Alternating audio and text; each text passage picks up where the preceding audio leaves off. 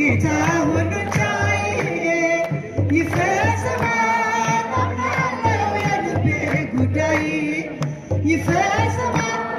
አምናለው የልቤ ጉዳይ ዘንባባዬን ይዤ እንደ ሕፃናቱ ሆሳዕና ልበል ሰግጄ በፊቱ ምንም ባዶ ብሆን እውቀት ቢጎለኝ ለስሙ ልዘምር ከልካይ የለኝ ምንም ባዶ ብሆን እውቀት ቢጎለኝ ለስሙ ልዘምር ከልካይ የለኝ ምስጋናዬ ለአምላክ ያደራ በማደሪያው ገብቼ